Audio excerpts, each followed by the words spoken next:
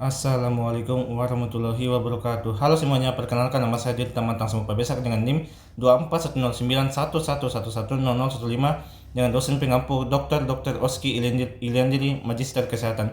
Saya akan membahas materi tentang anatomi muskuloskeletal di regio toraks dan membri superioris dan vakularisasi dan inervasi sistem muskuloskeletal.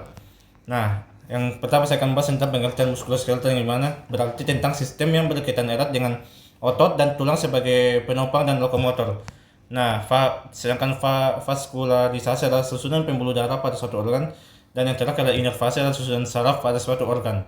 Yang pertama saya akan bahas tentang membri superioris, yang dimana radio ekstremitas yakni lengan yang sistem muskuloskeletal.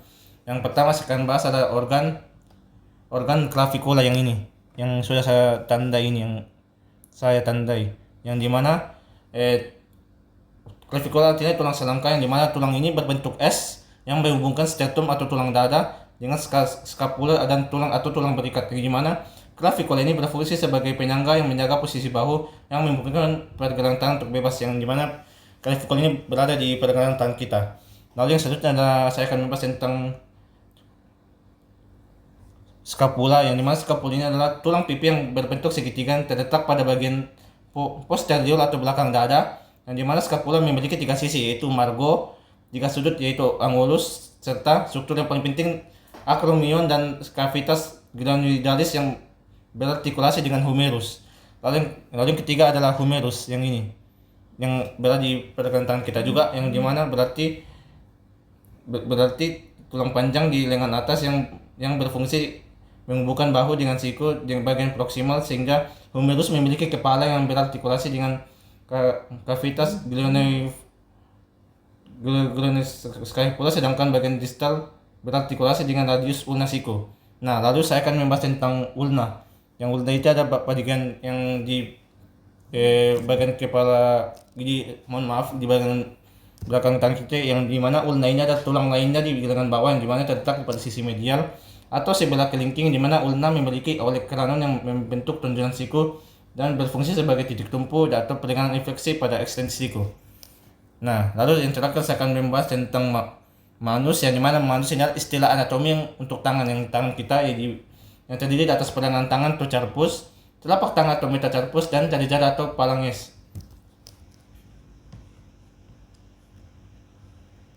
Nah, lalu yang kedua akan saya bahas yaitu kolum radi. Nah, kolum radi ini adalah bagian sempit yang menghubungkan kepala radius atau kapur radi dengan batang tulang atau korpus radi. Di mana tulang radi ini yang ini, kolum radi yang ini. Nah, ini tuh fungsi itu kayak berada tepat bawah tangan kepala radius, di mana akan menghubungkan kepala radius dengan batang tulang. Nah, lalu yang kedua akan saya bahas adalah margo anterior yang ini. Nah, margo anterior ini adalah biasa dibilang tepi anterior, ada tepi depan pada batang radius yang memanjang dari bawah tuberosus tas radley dan hingga bagian distal tulang. Tepi ini memberikan pelekatan bagi otot-otot bawah lengan. Nah, lalu yang terakhir saya akan bahas ada facies posterior yang bagian ini. Nah, facies posterior ini adalah permukaan posterior yang dimana permukaan belakang batang radius yang dimana akan cenderung cembung. Nah, yang dimana bagian atas itu ditutupi oleh otot supitor, yang dimana sedangkan bagian tengah itu memberikan pelekatan bagi otot abductor pollicis dan extensor pollicis brevis. Nah, yang dimana selanjutnya saya mempunyai gambar tangan, yang dimana yang pertama saya akan bahas yaitu os scaphoideum atau tulang scaphoid yang ini. Nah, ini berada di bawah telapak tangan kita yang ini, yang dimana ini merupakan salah satu tulang karpal, yang dimana pergelangan tangan terletak di baris proksimal, yang dimana pada sisi radial sebelah ibu jari. Nah, tulang ini berperan penting dalam stabilitas pergelangan tangan yang sering mengalami cedera, sehingga terutama faktor akibat jatuh dengan terentang. Lalu yang saya akan bahas adalah tuberculum ossim trapezi yang ini, yang dimana ini adalah tonjolan pada permukaan palmar os trapesium, dimana yang ini berada berdekatan dengan scobium tadi, yang dimana berfungsi sebagai tempat pendekatan ligamen dan otot yang berperan pada pergerakan ibu jari. Lalu yang terakhir adalah palus distalis. yang ini, yang dimana itu berada di ujung ibu dari telunjuk kita, yang dimana ini adalah tulang tulang falang yang terletak pada paling ujung pada setiap jari, yang dimana berartikulasi dengan palans media pada jari-jari kedua hingga kelima, yang dimana dengan palans ini proksimasi pada ibu jari pada ujung distal juga akan membentuk bantalan pada ujung jari.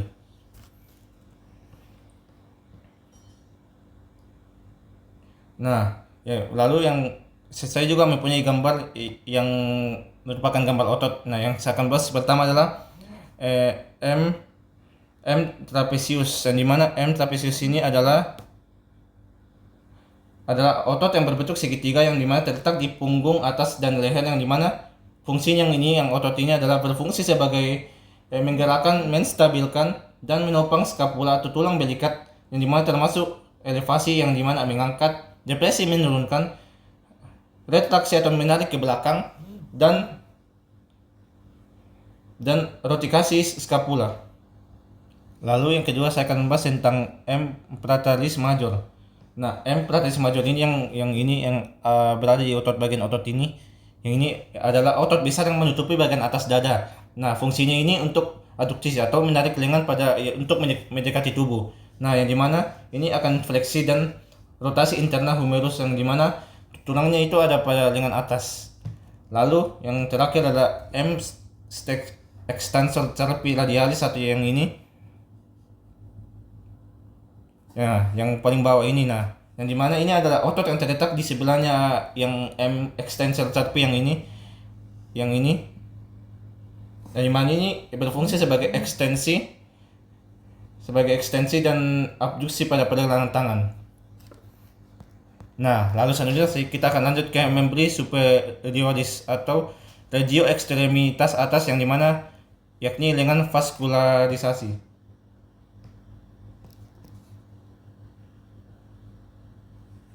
Nah, yang pertama adalah ini axillaris, yang dimana axillaris adalah merupakan lanjutan dari arteri sublasi yang dimulai dari tepi arterial atau tulang rusuk pertama yang berakhir di tepi bawah, yang tepi bawah teres mayor, kemudian berlanjut ke menjadi arteri brachialis, yang mana arteri ini memasuk darah ke daerah ketiak, bahu hingga bagian lengan atas. Yang ini. Nah, di ini kayak memasuk pada bagian-bagian yang tadi itu ketiak, bahu dan bagian lengan atas.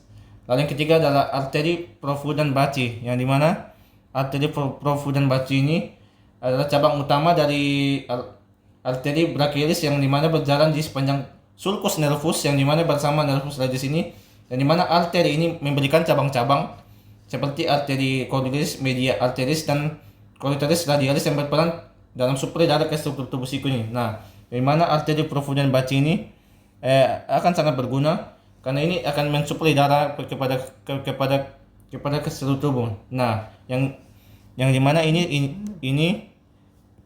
adalah bagian tadi, yang dimana ini sangat berfungsi sebagai peredaran darah.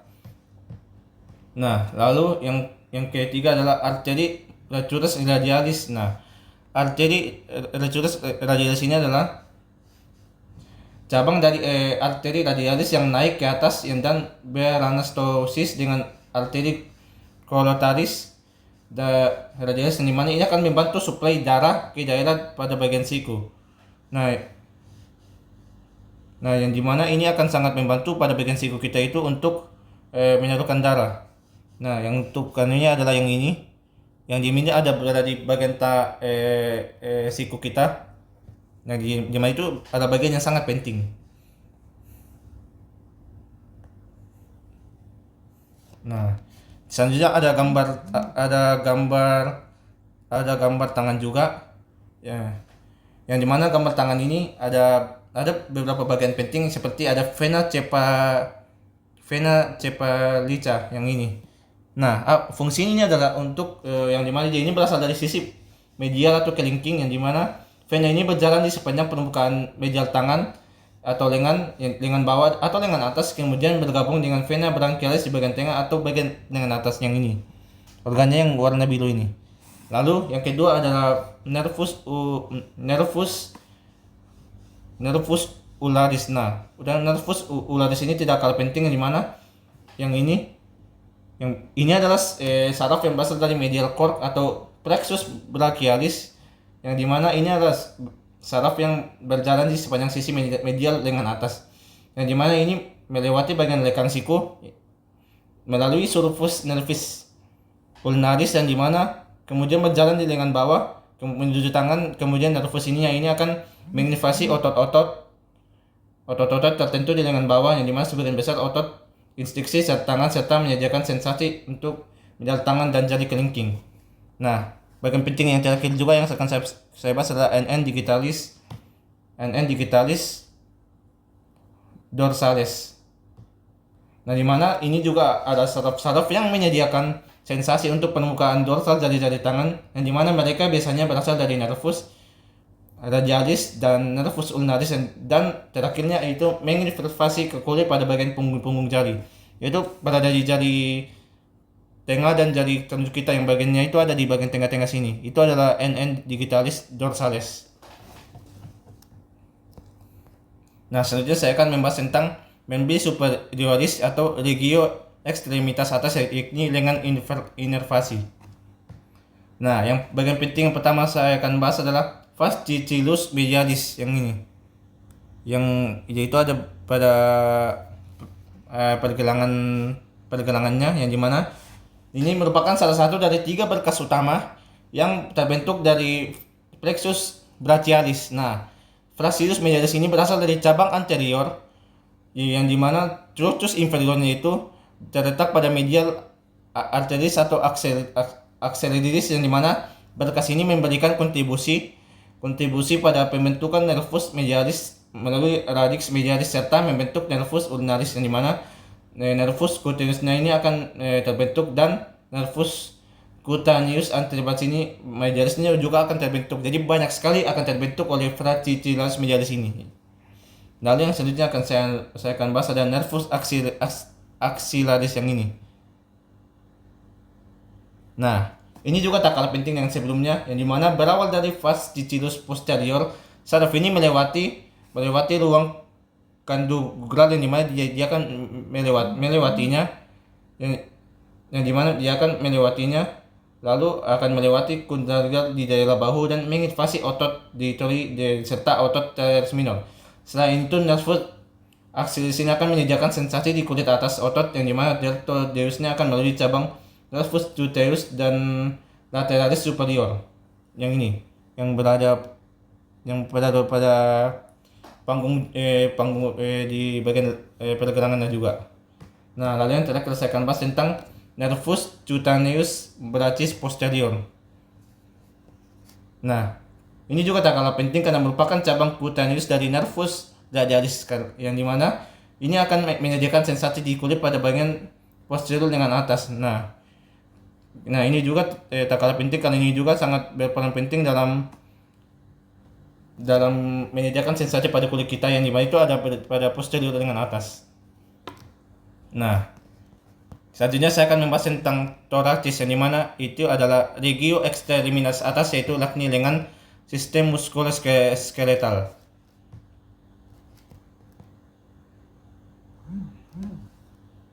Nah, ini juga tak kalah penting dari sebelumnya. Yang pertama saya akan bahas adalah vertebrata cervilas yang ini, yang tari ini. Nah, kenapa itu sangat penting? Karena itu merupakan 7 ruas tulang belakang yang berada di bagian leher kita, yang leher belakang, yang mana ciri khasnya adalah ukuran kecil dan adanya foramen transversarum, yang dimana itu ada lubang di setiap processus transversus, yang dimana akan dilalui oleh arteri vertebralis, yang dimana akan mendukung kepala dan memungkinkan mengangguk yang begini, mengangguk sehingga tidak memiliki korpus vertebrae, yang dimana juga memiliki dex axis yang memungkinkan rotasi kepala atau gerakan menggeleng. Yang menggeleng ini yaitu karena vertebrata ini, yaitu kita bisa kayak menggeleng kayak membahu. Lalu yang kedua akan saya bahas itu vertebrae thoracicae yang ini. Nah, ini juga fungsinya itu tadi dari 12 ruas yang berada di punggung kita yang belakang, yang dimana ciri khasnya itu adanya fovea cortalis yang tempatnya melekat tulang rusuk atau costa, dan memiliki processus spinosus yang panjang dan miring ke bawah. Lalu yang ketiga adalah vertebrae lumbalis yang ini. Nah, ini juga penting karena ini terdiri dari 5 ruas di daerah pinggang yang dimana ciri khasnya itu adalah ukuran besar dengan korpus vertebrae yang tebal dan menahan beban tubuh. Lalu yang keempat ada oscabrum. Nah, yang mana ini juga tak kalah penting yaitu pada bagian belakang pada bawah kita yang dimana itu terdiri dari 5 ruas yang dimana itu berada di daerah pinggang kita, yang dimana ciri khas itu adalah ukurannya besar yang ini, yang sangat besar ini, yang sangat besar dengan korpus vertebrae yang tebal dan menahan beban tubuh. Jadi ini kayak dia menahan beban tubuh kita pada bagian belakang, bagian bawah. Dan dimana ini akan berfungsi sebagai menopang berat badan kita. Jadi yang topang ini adalah os yang ini, yang oscabrum ini. Lalu yang selanjutnya adalah osteochondritis yang ini. Nah, ini juga tak kalah penting karena ini terdiri dari tulang ekor yang terdiri di atas 3 sampai 5 vertebrata kecil yang menyatu. Menyatu yang dimana berfungsi sebagai titik pelekatan otot-otot dasar panggul yang dimana itu sangat penting. Nah itu juga tak kalah penting. Selanjutnya yang saya akan bahas adalah disci intervertebrata yang ini, yang tulang yang 3 ini. Nah, itu juga penting. Kenapa? Karena merupakan bantalan berbentuk cakram yang berada di antara vertebrata. Yang mana fungsinya ini yang 3 ini adalah berfungsi sebagai penyerap guncangan atau memungkinkan pergerakan antar vertebrata. Jadi, karena disci intervertebratalis ini memungkinkan kita terjadi pergerakan antar vertebrata. Lalu yang ke-8 akan dan terakhir yang saya bahas adalah promotorium. Nah, kenapa ini juga yang bagian ini? Nah, ini juga penting sekali karena merupakan bagian menonjol dari osteochondrium yang ini, yang dimana akan berbatasan dengan vertebrata lumbaris yang kelima. Struktur ini sangat penting dalam penilaian ukuran dan panggul dalam kebidanan. Lalu saya akan juga membahas tentang thoracis atau regio ekstremis atas, yakni lengan valkularisasi.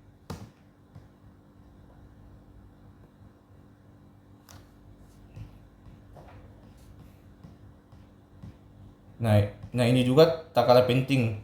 Karena ini ada bagian tubuh kita yang bagian pada bagian dada. Yang saya akan bahas pertama yaitu vena cava superior. Nah, ini adalah bagian penting karena ini merupakan superior vena cava yang dimana dia akan mengembalikan darah dari kepala, leher, dada dan eksperimen ke atas maupun di bagian kanan jantung.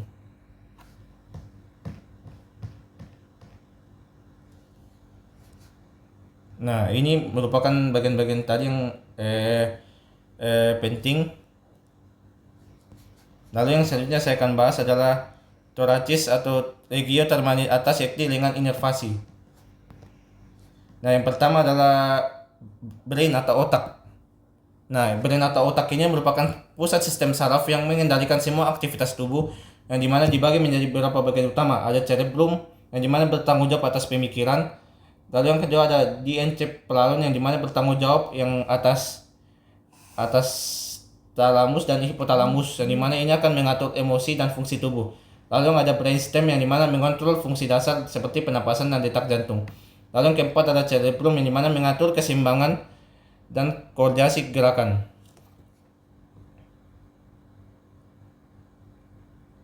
Lalu ya saya akan membahas juga yang terkait cerebrum ini. Nah, ini adalah otak kecil pada bagian kepala kita. Kenapa yang dikecil? Karena ini berada di bagian belakang otak kita, di bawah lobus occipital yang dimana berperan sebagai koordinasi gerakan dan keseimbangan hingga kontrol otot halus, sehingga membantu menjaga postur dan mengatur gerakan tanpa disadari secara sadar.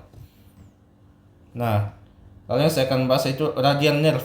Radial nerve ini yang ini bagian lengan kita. Nah, ini adalah biasa disebut nervus radialis yang dimana berasal dari plexus brachialis yang dimana menginnervasi otot-otot ekstensor yang dimana lengan bawah dan tangan, misalnya tinstep daci, dan mengontrol gerakan ekstensi yang dimana pergelangan tangan ini dan jari akan memberikan sensasi ke bagian posterior di bagian bawah dan tangan. Nah, lalu yang selanjutnya saya akan bahas ada obturator nerve. Nah, obturator nerve ini juga tak kalah penting karena ini biasa dibilang nervus obturatus. Nah, kenapa ini penting? Kenapa ini penting? Karena ini juga berasal dari plexus lumbalis yang dimana dia akan menginervasi otot-otot adduktor paha. Misalnya adduktor labus, adduktor brevis, dan adduktor brachialis. Yang dimana ini akan bertanggung jawab atas gerakan aduksi menarik paha ke bawah. Jadi itu kita bisa menarik paha kita ke dalam itu berkat ini, berkat ono-rotator nerve ini, yang ini. Lalu saya akan membahas tentang common perennial nerve atau nervus perennius communis. Nah, di mana common ini sangat penting, yaitu pada bagian pergelangan kaki kita, karena ini merupakan berasal dari plexus sacralis, yang dimana merupakan cabang dari nervus ischiadus, yang dimana berjalan di sekitar kepala fibula dan bercabang menjadi nervus perennius profundus dan nervus peroneus dan superficialis. Lalu yang terakhir akan saya bahas adalah superficial peroneal nerve, atau biasa dibilang nervus peroneus dan superficialis yang ini. Nah, ini juga penting, kenapa? Karena ini merupakan cabang lain dari nervus peroneus communis, di mana akan menginvasi otot-otot lateral tungkai bawah atau peroneus longus peroneus brevis, yang dimana ini akan bertanggung jawab atas reverse kaki kita dan memberikan sensasi ke bagian bawah lateral tungkai bawah dan dorsum kaki kita. Mungkin sekian dari materi yang saya berikan. Mohon maaf jika terdapat kesalahan kata dan kesalahan kalimat yang saya katakan, dan terima kasih telah mendengarkan materi saya. Semoga apa yang saya berikan ini dapat bermanfaat bagi kita semua. Terima kasih.